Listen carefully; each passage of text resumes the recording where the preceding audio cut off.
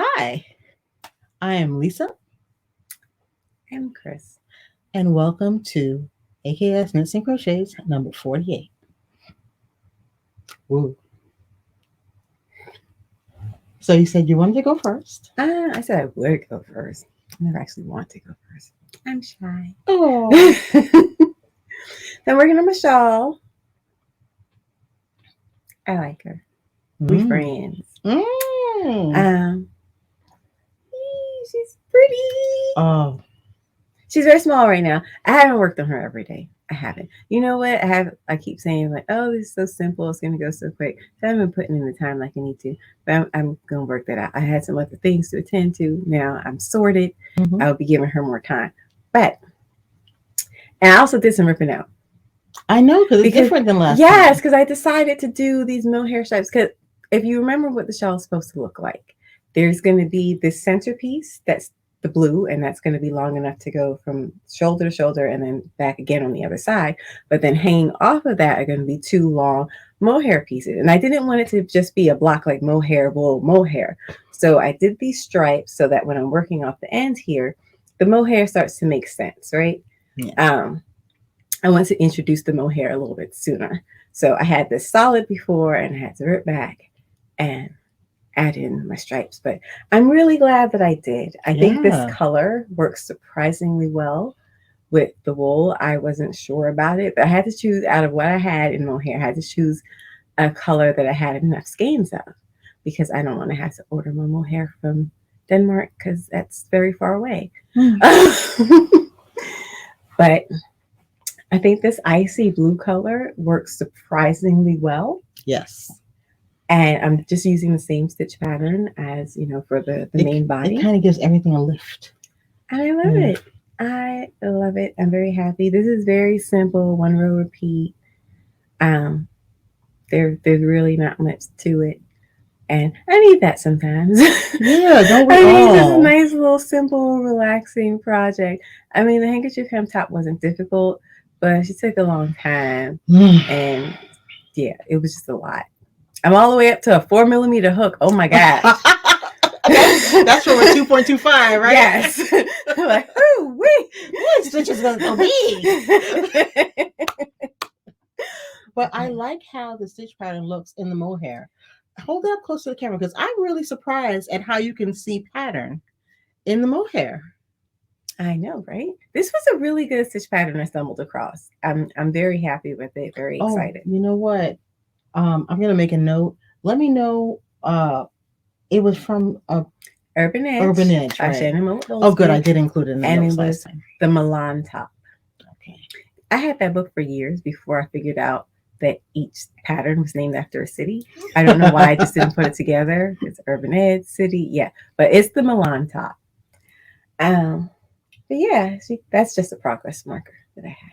So I started there. Last time I started working on it, I started there, and I did all of this yesterday. Oh wow!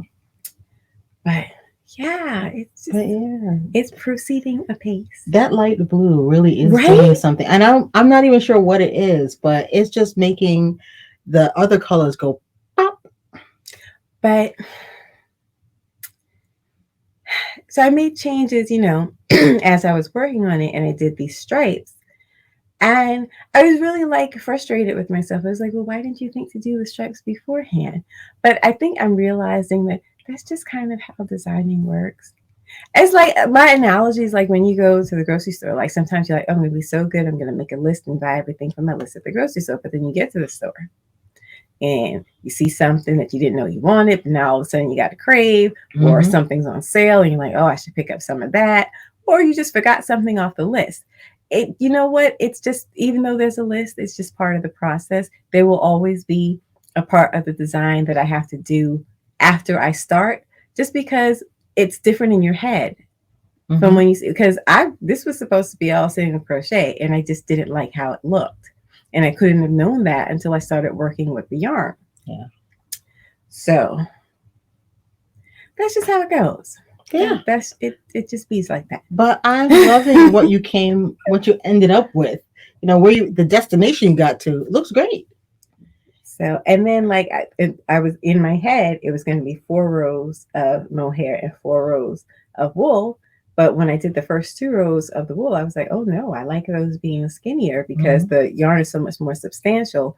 I thought it still balanced out, even though there were less rows. Again, there was no way to know until I was already like stitching it up.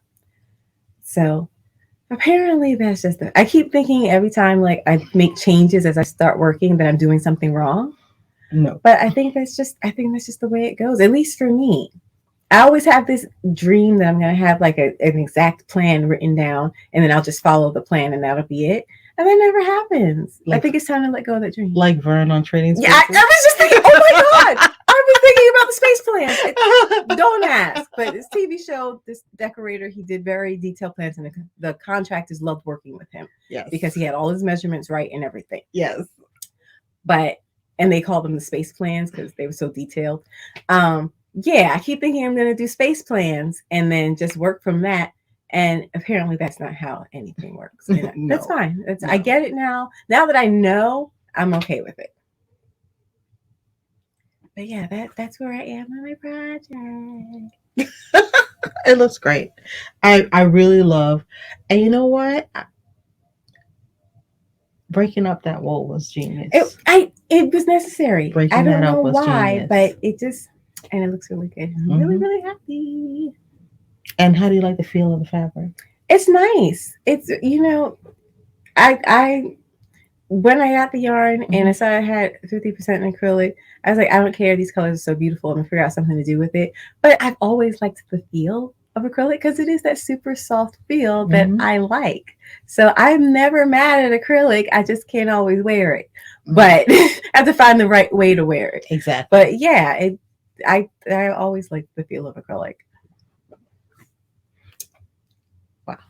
And that is your first fall make-along project. And it's my first shawl. Because I've been wanting to design a shawl. And every time I thought about it, I get overwhelmed because I feel like with a sweater, like, okay, neck hole, armhole, the basic shape of a sweater. A shawl can be so many shapes. And that's where I get stuck, just deciding what shape I want it to make. And I think probably starting with a rectangle was always the best idea. So now I'm just doing a simple rectangular shawl. I'm designing my first shawl. And I'm just very, very happy. You go, girl. But yeah, so things are going very well on my project as of right now, and I'm in a good crochet place. Oh. So I have been working on a top for my first fall make-along. You should turn the microphone so it faces us. That's not plugged in. Oh. We're recording on the computer's microphone because I didn't have this plugged in yesterday and it was dying, so I had to plug it in. Okay. Yeah. Moving on. And you got the background, the behind the scenes. I hope the sound is good. No, the sound's going to be fine. Okay. Sound's going to be fine. Anyway, so I'm working on my first fall make-along project, and it's going swimmingly. It's actually going swimmingly. Now, this is not to say I never ripped anything out, because I certainly did. I certainly did. But I think that I just got very, very comfortable with the lace because I've been repeating this lace pattern over and over again. So when I did run into some issues, I was able to fix them. So I have the entire back completed at this point in time. Yes.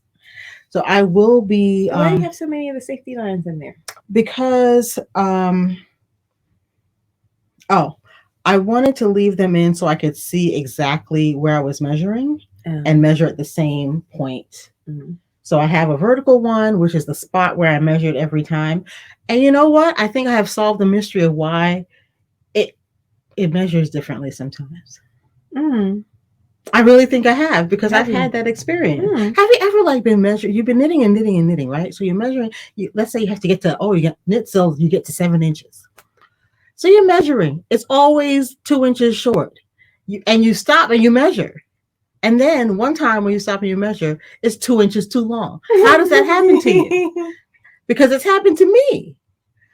So this is something I've been trying, just running a line vertically up one column of stitches, and that's a spot I measure.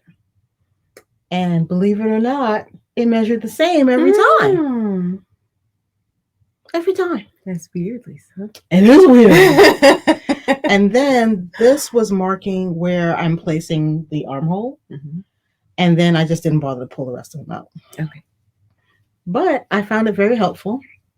And I was able to, it helped me relax too, because if I did need to pull back, a significant amount, I had lifelines in there and it was going to be fairly easy to do. And I think I'm learning about how to decrease in pattern from working this pattern, because as you can see, the lace goes all the way up to the neckline. And we're shaping the shoulders by decreasing and keeping that lace pattern going, which I am so excited about.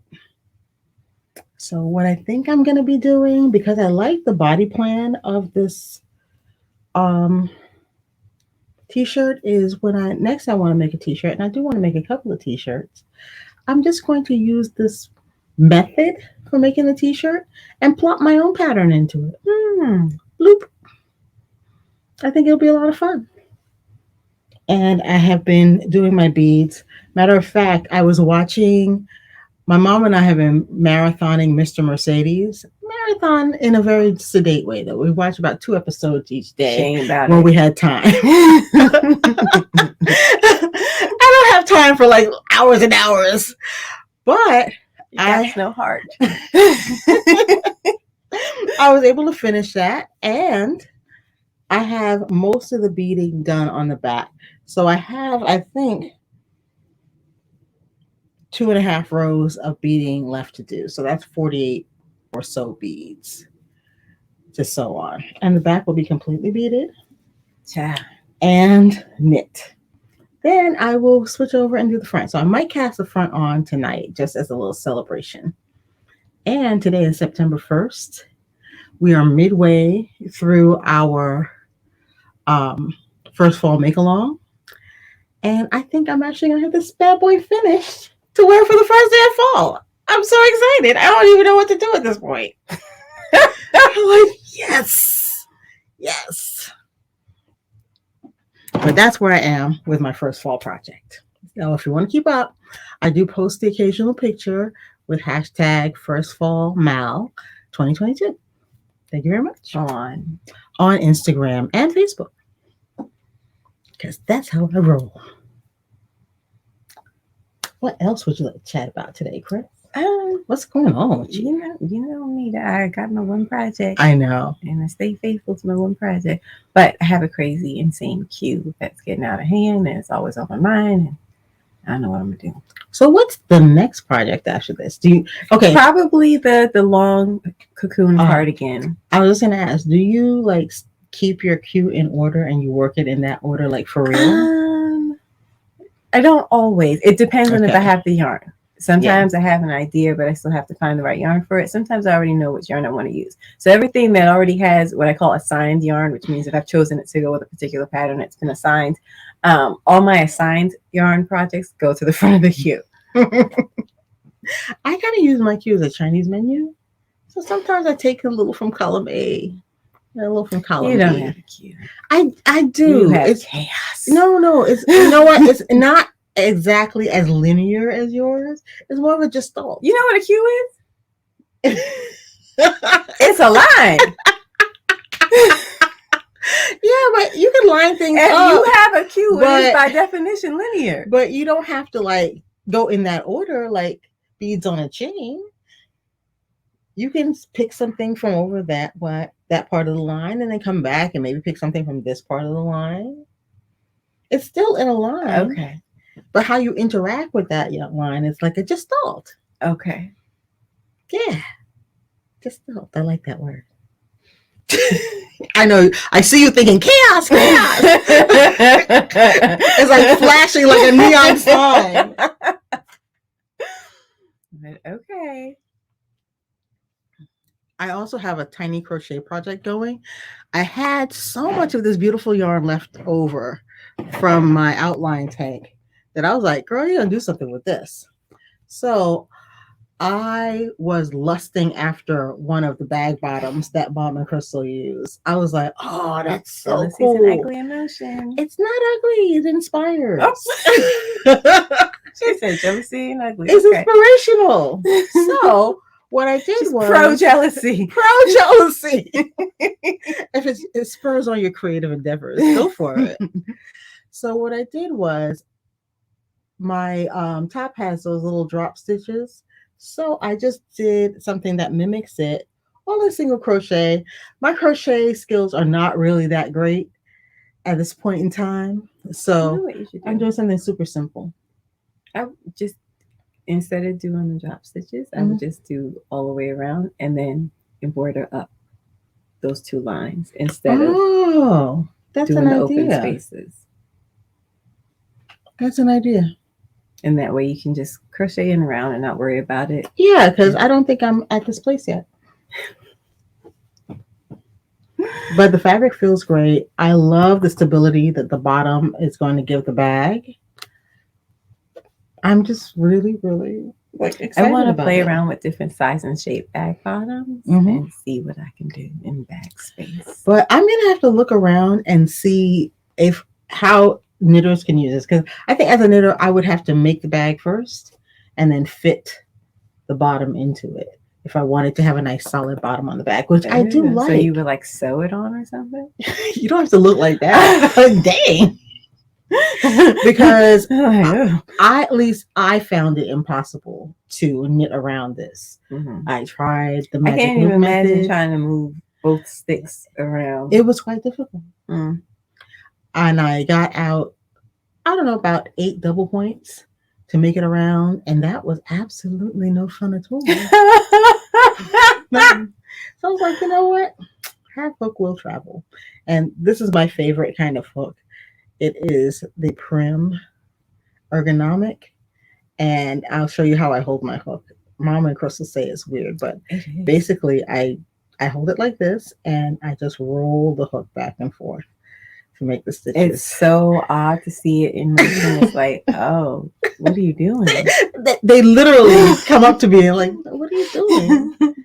But I find it so comfortable, and I don't, even when I was crocheting regularly, I was using just those flat metal hooks with the finger spot, and my fingertips would go numb. Oh, and I never have that. I just think it just presses on a nerve in a funny way. I never have that with this. And it's got the, what do they call that? If that's not the inline, that's a tapered hook, and I like that especially. It never gets caught up in anything. But that's what I'm up to. That I'll probably rip out because I do like your suggestion. But I'll start it again.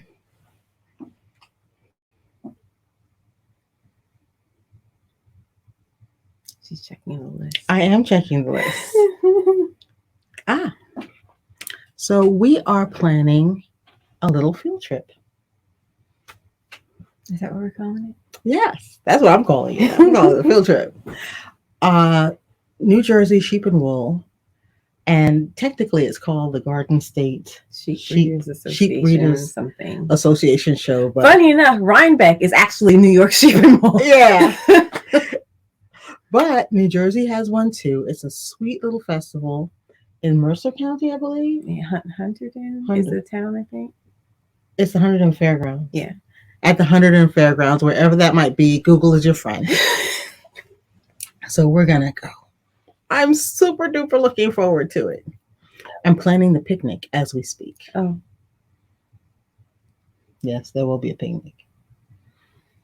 There's a ham in the freezer, you know. Oh, we're not bringing the ham. We're Panamanians. Of course we're bringing the ham. Anyway, that's another matter altogether. But I've been noticing that a lot of dyers are talking about getting ready for it online. We're 2 weeks out. Who have you seen? I have no idea because the website, they don't have their vendors listed. Yeah. I don't think. See, I have been wondering if this thing was really going to take place because, like I said, we're 2 weeks out and I haven't seen the vendor list. But what's her name? A lot of people are going. Is Laura gonna be there? Shersey Cat's going. Laura's going to be there, probably vending, and the Spinners Guild always goes, and they always have. If you're interested in learning spinning, the Spinners Guild always has a show, lots of demos going on, and they are actually very, very, very skilled spinners in the guild, and they are happy to demonstrate and show you how to do things. Um, Shersey Cat's getting ready to go. Um, what's her name? Somebody makes stuff. That's great. That's so Yeah, detailed. I'm terrible. Oh, wow. See what happens when I don't have notes. But take a look She on. said somebody. That should be our podcast name. Somebody makes stuff. And I like the women's yarn too. I feel terrible. But see what happens when I don't have notes. I would have, if I had prepared properly, I'd have just written down everybody I saw. But go to Instagram, put in New Jersey Sheep and Wool with the hashtag, and you'll see anybody who's been talking about going. Lots of local New Jersey dyers are going, which is actually kind of nice. Ooh, have you seen anything from Yakagani? Yakagani said she's going to be there. I definitely want to get some of her tweed yarn. I've been lusting after this stuff for a few years now. I think it's called Festival. I think so. Yeah. Oh, I love beautiful tweedy yarn. I don't want any fingering though. I like a decay. No, I'm all about the fingering weight. Or even a sport, maybe. I'm trying to pre-game my sheep and wool, and I feel like I'm telling myself a lot of crap, and then when I get there, I'm just gonna be like, "Give me yarn!" I have this idea that one thing is I have some yarns that I have like 2 skeins of them, and it's not enough to make a sweater or something. So I want to buy 2 skeins of a complementary yarn. I'll have 4 skeins. So you're just gonna bring it with you, right? Well, I'll take pictures, and I want to have specific projects in mind. When I want to have like a list of projects, and I want to just be very orderly. And see. No,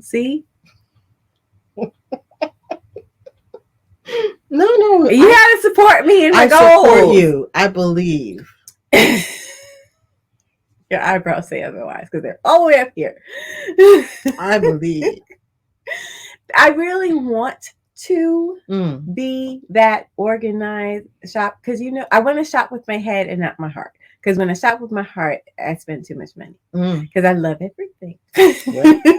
I have a very big heart. Yeah, you know what? That is true. That is absolutely true. Unfortunately, my heart is bigger than my budget. So I want to have a plan for, specifically, what I'm going to get. I want to use my palette. But I don't know. I don't know what's actually going to happen when I get there. Did you show us what your palette is? I did not.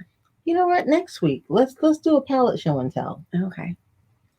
Because I haven't been at I think the last time I went to a yarn store was when Balzac had the trunk show. Yeah. So I haven't been in a space with a ton of yarn in a long time. And I feel like it might get to me. I feel like I could catch the yarn fever very easily. Try to tamp it down. Take some Tylenol and lie down. Yeah. But elevate your feet. Yarn fever, man, it's pernicious. I don't know. I'm thinking that I might look for some yarn to use in my holiday sweater. I didn't even think about I need holiday sweater. Damn it. And mine is in Tarja. So what I might do is use a less expensive yarn for the body work and have my Intarsia be in maybe a little bit of hand dye, and that will manage the cost of my sweater. Maybe you need some minis. Maybe I do need some minis. But it's worsted weight, so it's hard to get minis in worsted. Why is that? Because you know what? Hand dyers usually sell fingering weight the most. So most of them concentrate on dyeing fingering weight yarn. You've seen how few dyers you can really actually buy any other weight besides fingering from. Some of the smaller dyers. Bigger dyers have more of a Yeah, selection. yeah. But that's what I'm thinking. I'm thinking that have a nice background of some sort of very nice wool, and I don't know if I want to do it with a superwash or I want to go with a non-superwash wool. I would get And superwash it so I could wash it. sure. And since we're going to be at New Jersey Sheep and Wool, I was thinking about getting a natural sheep color for the background and then do pops of color in hand dye. As you see, I've been thinking about it. Like, oh, I will have options available to me that I don't normally have. Yeah. I'm trying. I really, really am trying to come up with a plan. Notice I said plan and not budget. But yeah. But we'll see how it goes. So let us know if any of you guys are going to be at New Jersey Sheep I and was Wool. watching Yarn Porn last night because Stephen West did a video where he showed kits that he's making up for his latest mystery knit along. And at Haynes House did some kits. Yeah. They were nice. I saw some colors that I really wanted. And what I like about watching, like Stephen West often does, like, showing yarn that he has in his store videos. And I get to see a lot of brands that, aren't here in the US because those dyers are based in Europe. And that's pretty cool. I like just, having more options. Oh, and check out at Haynes House because she specializes in purples. Her purple is one of her favorites, so she does quite a bit of purple. Oh, see how she just set me up though? Me? I was like, oh, she's got purple yarn. You're wrong. No, I did not say it like that. I have witnesses. You said check her out. That was incepting, Lisa. That was the push. No. Say it isn't so. You hear that devilish tone in her voice? But I think that's going to be the primary thing that I look for. I'm going to look about getting some yarn for my holiday sweater because that's going to be my big winter project. It's a long line cardigan. Yeah. Oh, Less Traveled Yarns, which is like a yarn that I really like. She's got Slutty Pumpkin again. I think she only does it every other year. Oh. So she's got some Slutty Pumpkin. If you like Slutty Pumpkin, it's this beautiful orange with like black and white and gray in it. And let me tell you, I don't even really like orange. But as soon as I saw it, I was like, oh my God, I have to have it. And I bought it and I made a cardigan and I love it. I would definitely check it out. But I think that's it. And I will probably get a gadget or two because I love my yarn gadgets. For a bag because now I remember I said I'm going to try to have just like one bag and that will always be my project bag for every project because I work on one project at a time. But I will be keeping my eye out for some sort of bag. I like bags with no zippers but some sort of closure, so like a drawstring or something or a flap. I do like the bag to close but not have it, and no zippers. That means no zippers on the outside, no zipper pocket on the inside, because always get my yarn tangled in the zipper. Always. Happens to me too. You know what it is? If you're not a stationary knitter or crocheter, things just get jogged around in that bag. Yeah. But I like to have pockets so I can find things easily. Yeah, I might be looking for a bag, but yarn will be the priority. I'm not looking for toys. I want for yarn. I like a good knitting or crochet gadget. You do. You know what? If you have a favorite knitting or crochet gadget that you found, let us know what it is. Apparently, Coco Knits has reinvented the stitch row counter thingy gadget. Yeah. I've never tried using one, so I don't know if her new one is. I've had mixed success with them. The most successful one I've had is I have a ring that I wear it on my thumb. You can wear it on anything you want, but I wear it on my thumb. And because I'm looking at my thumb all the time when I'm knitting, I wear it on my right thumb because I manage yarn with my left hand, and I can remember to move it, advance the thing. But I find the ones that I put down, I might forget about. And I just use hash marks. I just count off if I need to do something like that. But that's also why I was including my lifelines too, because I always put it in on row 16. Mm-hmm. So I know exactly where I am, in the landscape of my knitting.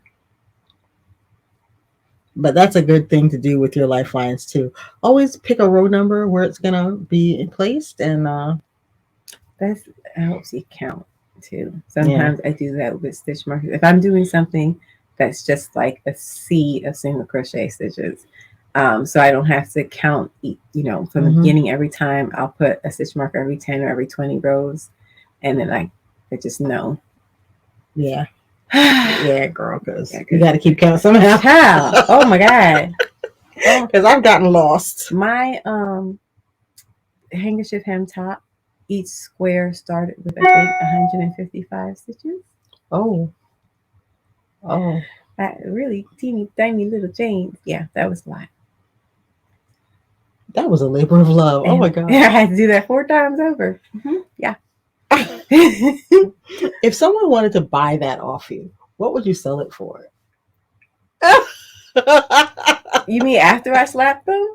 What price would I consider? Yes. I don't know. Whatever I charge you, I'll have to slap you first. And then we can talk price. No. As things stand now, I'm gonna wear that at my wedding. That's how attached I am. It won't even be the outfit you change into. It'll be like, no. That's the dress, all right? You marry me, the shirt comes with the deal, okay?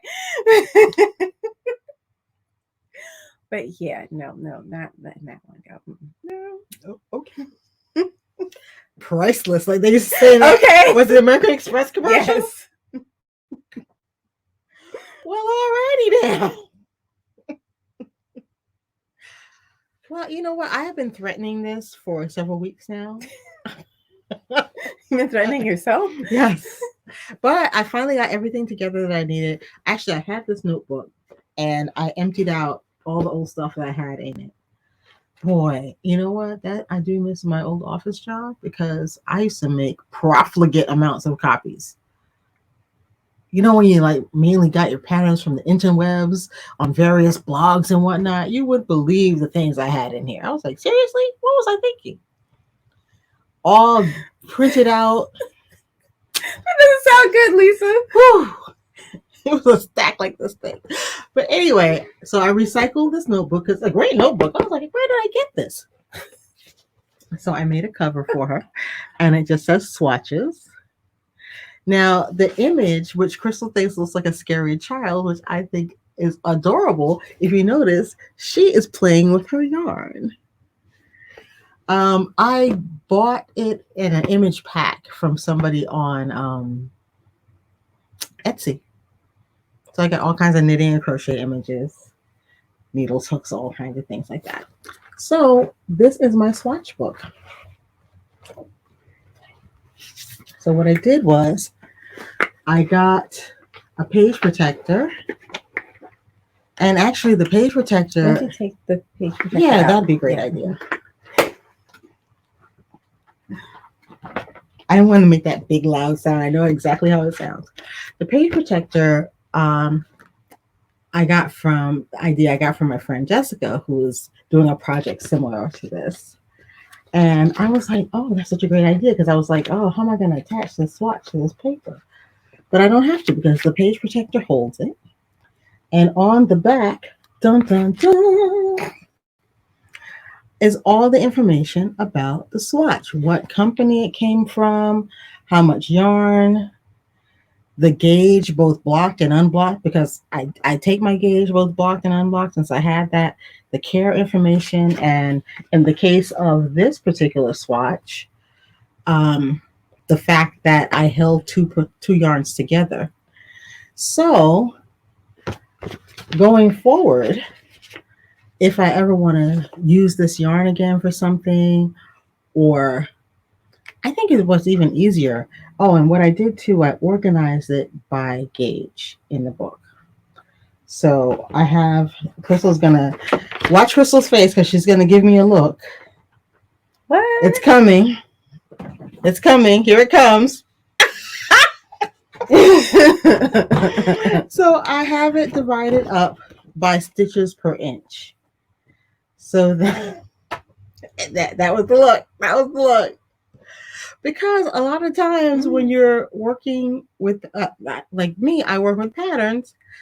One of the things I know ahead of time is the stitches per inch. So I can go to my swatch book and see yarns that I can knit with my hands to that gauge. And they'll be all separated out. Yeah. Okay. What? I'm feeling away with you. I'm feeling away, lady. I'm feeling away. I am absolutely agreeing with you. Yes, that is very good.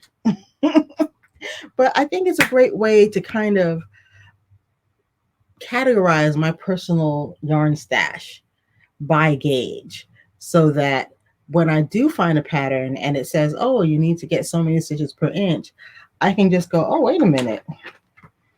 I've got that. I'll see. And that's pretty much what I did with all of the swatches. So here is my chai swatch, and it's 56% linen, 44% silk.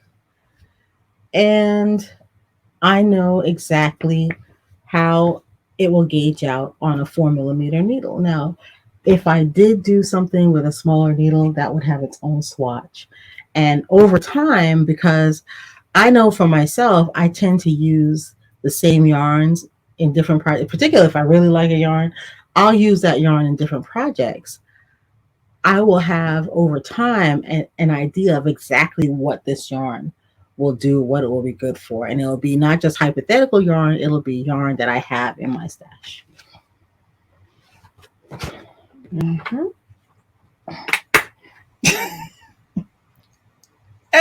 Okay, girl, so I see.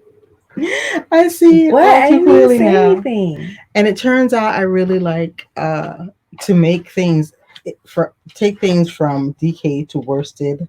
I like to knit somewhere between 4 and 5 stitches per inch. That's what I've discovered by looking at my swatches. Unless they're socks. Then I don't mind going down further than that. But I'm already seeing some organization of prizes, but I don't have anything to show right now. But what are your projects like? I'm trying to figure out. Well, I started my lookbook of just everything. I'm trying to collect in a book all of the things that I've designed. So with pictures and what yarn I used, and just what I named the patterns. I'm also working on what I'm calling a designer's worksheet, where I will write down all of the necessary information about something that I made, because I made a vest last year and I wrote 5 lines in my book, and that's all I have. I don't know what hook size I used. I'd actually forgotten what I named it, and it finally came back to me because my names often come from the process. And so that vest, I'd made it twice, because the first time I made it the complete wrong size and had to make it again. So I ended up calling it vest 2.0. Yes. But not even knowing what I had called it was really frustrating. So now I'm working on a worksheet where I'll have, all the yarn information. I'll have the hook size. I have the name. There's a place for the schematic. But I have basically a prototype worksheet, but I haven't finished it yet. That's great. Yeah, and I'm trying to work on the workflow, trying to get myself organized. And, I want to, remember I said I wanted to work, crochet at least 4 hours a day. I'm going to split that up into 3 work sessions. So there'll be 80 minutes each. That way I can preserve my arm. And then I'm going to take that'll be 6 days a week. I'm going to take 1 day off each week, just to let my arm and my wrist rest, because sometimes I overdo it. I overdo it because I really love crocheting, though. It's not because it's not a numbers game. I just kind of want to crochet all the time, which is weird, I'm sure, but I'm a little weird. It's okay. She's a lot weird. Oh no, just a dash around she the got edges. big weird. I got little weird. No, just around the edges. But I really like just my shawl, like literally as I was working on it last night, I was like smiling at it like a pet. Like, oh, you're so pretty. I was like, oh, stop that. That's, oh no, don't do that. But you know what? I think we all fall into that. A student of mine, she just had a real breakthrough in her project that she's working on. And she told me when we were meeting this week, she was like, I've just been knitting and knitting and knitting. But that's where you get, especially if you're like in the flow. When you like how it's coming out. Yeah, and if it's like, particularly if it's been something difficult that, somehow you just have that moment and you're like, wait a minute, I get it. So I totally get how it would be very easy to overdo. I still have painful memories. Yeah. Everything just like blew up my shoulder once crocheting. It's crazy. And I only have very few regrets. Well, okay. Okie dokie. But yeah, I'm just trying to work out like because I'm not the kind of person who can say I'll do this at 9 and do this at 10 and this at 11. That doesn't work for me. And I feel like when you set hours like that, if anything takes more time than you anticipated, I feel like it throws off your whole day. And I worry about that. Like before the day even starts, I'm like, oh, what if something takes too long? So I'm just trying to figure out a way to I'm like Lisa suggested, just setting the amount of time I want to work on something, but also giving myself permission to break that up into multiple sessions. So if I want to do something for an hour, I can do it in 2 half-hour sessions. Exactly. So that, if I lose focus or I just, need a new activity, I can do that. But also I'm trying to come up with a way to just keep track of how much time I do put into things to make sure I get everything done. And you know what? It even accounts for the time when things go wrong, because I've had several sessions where I had planned to knit for 2 hours, right? And I had to rip out for 2 hours. I'm talking about ripping out. I did. I had to rip out for 2 hours. But I just call it the frog shawl. There you go. Ripped out so much. But the thing was, I wanted to spend that time on that project, and I couldn't get attached to the outcome of that time, because guess what? That ripping out had to happen. I would not have been able to continue had I not, ripped out. And sometimes that has stopped me with a project. Like, oh my God, I can't deal with, the drama that's going on with this project. Let me just move on to something else. So that ripping out time is valuable time. Even now, like I'm working on getting to the habit of logging all of my crochet time, so I know how much time I'm putting into the project. But I don't count like the design time, especially because I work very haphazardly. I have like a little idea here and I'll jot it down, or I'll, sometimes I actually sit and have a design session, but sometimes ideas just come to me and I'll just make a note of them somewhere. They're like, well, how do you keep track of all of that? So right now, design time is not going into, the actual work, the project, the stitching time. But that just means my projects are taking even longer than I'm recording. So when I say the overtime top was 60 hours, that was just stitching. That wasn't designing. That wasn't any time things go wrong and I had to rip out. That wasn't it. Like one time when I first started it, the first panel, I did 2 color blocks and I decided I wanted to change the order of the color blocks. So I had to rip out a whole block and stitch it back in a different color yarn. That time didn't count towards my work total. These things are very time intensive, and I just want to have a realistic idea. And I'm trying to learn to keep track of how much yarn I use in a project, because I think that will help me making estimates in the future. So I'm keeping my ball bands. The shawl, I had actually just tossed the ball bands when I was winding the yarn, and I came up into the office and I found them both on the floor. So I was like, hey, let me collect these and actually keep track of them. I feel like there's a lot to organize, and I'm so bad at organizing, and I'm really trying to focus on that right now. And that's what I've been doing most of the last week. When I wasn't crocheting, I was really like, okay, how am I going to do this? How am I going to do that? Where do I record this? Just ways to keep myself on track, but still, not being too rigid about it, but still recording the information that I need to have. Yeah, and your organization system should not be a prison. It should be a support that keeps you on track.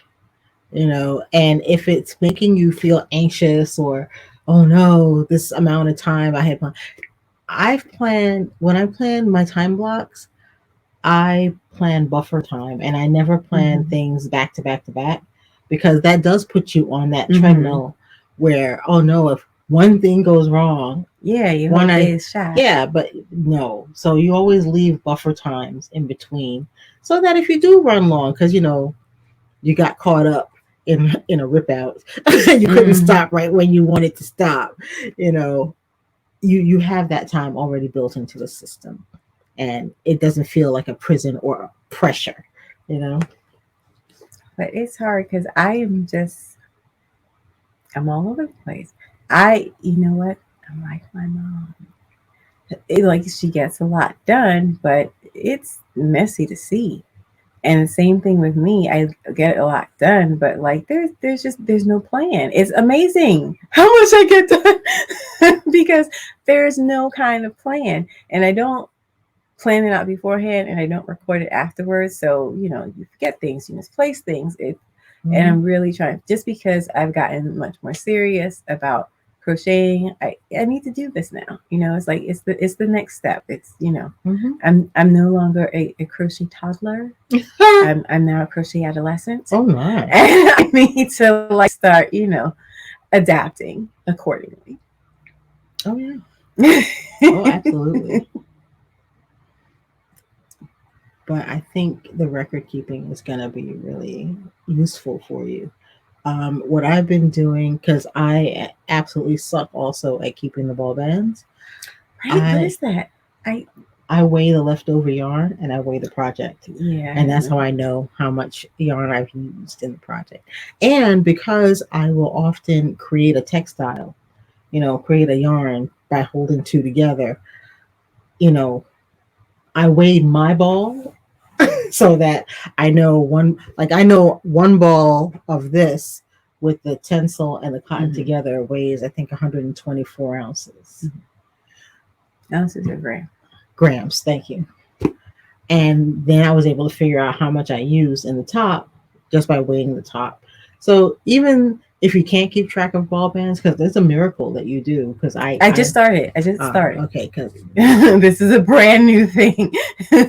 When she showed that stack of ball bands, I was like, wow, it wasn't easy. Look at that. But know that you can also weigh it and have a good idea of how much you actually used. Because I actually bought too much yarn for that top. Yeah.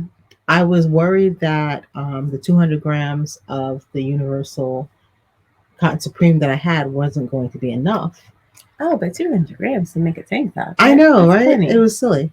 So I bought two more. Oh. They were on sale. I feel like you could have slid some of that over this way. I wasn't mad. They were on sale. And that 800 gram skein of lace weight went so far. Yeah. That's all I needed. But yeah, so it is good to know about how much yarn it takes to make a thing for you. And because it'll make your yarn buying a lot easier too. That's what I'm working on. But just the hours that you put in that you don't record. And you know what? Give that time a name and start recording that. Just so you really know. It's not, the time itself isn't organized. I don't always, sometimes an idea just pops into my head, and then sometimes, I'm actually sitting and working on it. Well, don't try to record the moment that it pops into your head, but the implementation time, do that, because that's why patterns cost money. Okay, that is exactly why patterns cost money. Yeah. Them some forums, some Reddit forums are wild. I know, because I just saw this post by a woman who was complaining that she didn't want to buy a pattern for a thing she wanted to make because it was $12 and she can't read patterns. So she said, I'm not about to pay $12 for a pattern I can't read. But she was mad that the designer didn't include enough pictures of the item for her to just figure out how to make it on her own. And like, how are you mad at the designer for not giving you a way to avoid buying their pattern? Yeah, I thought that was a little crazy. That one was kind of nutty. I never heard nothing like that. But yeah, designing is work. And so it's not, don't think of it as paying for the pattern. Think of it as paying for not having to do all of that work. How much is that worth to you? That's really why I'm not really designing anything, because I don't want to start from zero. Okay. Goose egg. I am so much happier starting with a pattern as my jumping off point. Like, I like this shape. And for me, being able to change up patterns started as a necessity because I couldn't find patterns I liked in my size. So I had to like learn how to upsize things. But I can't even imagine starting from just having that blank sheet of paper would just like stop me. For me, it was very, very freeing. And I was just thinking about this last night because one of the things about working from patterns is that every designer has their own way that they work. So like in crochet, some people use a starting chain, but some people use foundation stitches. Some people will use, those first chains at the beginning of the row as a stitch. Some of them will not use it as a stitch. Everyone works differently. And the plus side of that is that if you make patterns from a lot of different designers, you'll learn a lot of different ways to work and it'll help you figure out what you like. But on the other hand, you're switching modes with every project. And that got really frustrating for me. As I started to have more of an idea of what I did like, how I like to work, it became more frustrating to have to like mimic all these different designer styles. So I like the freedom of just working my way. Mm-hmm. But yeah, but I see why people don't want to do it. That was an issue for me too. But once I learned enough, and that was the key, once I learned enough to be like, oh, I don't like this stitch pattern, I'm just going to plop in my own stitch pattern. Or this rib is ugly. What was she thinking? I'm going to change this rib to a nice looking rib. I started to see the components of each pattern as interchangeable. Mm-hmm. And unless you see it that way, then it's going to be very difficult for you to make any changes. Like, yeah, I could just, I don't like the way the sleeves are here. Let me just change to a set-in sleeve, which is what I like. Or whatever have you. But there's still so much more learning to do. I'm just like, on the one hand, that's fun. It's exciting. It's like I love learning new things. But on the other hand, it's just like it feels like the goalpost keeps moving. Yeah, but you're the one moving it, and that's okay. I don't mind if I'm the one moving the goalpost. But I don't want to be like, poor Charlie Brown and Lucy. That's a problem. So I'm glad that, I have YouTube to like capture some of the things that I might forget to write down. I know you got to be real detailed about your project. This is working for me to just sit and talk it out, because then I can just, capture all those things that just kind of flitter through my head sometimes. And yeah, so this is actually working as like kind of a journaling system for me. And you know what? Everybody doesn't have to journal the same way. It's totally fine. So I think we're done, yeah. I hope it's been good for you guys. Join us on our fall make-along adventure. And tell a friend, like and subscribe. It'll really help the channel. See you guys next week. Bye-bye.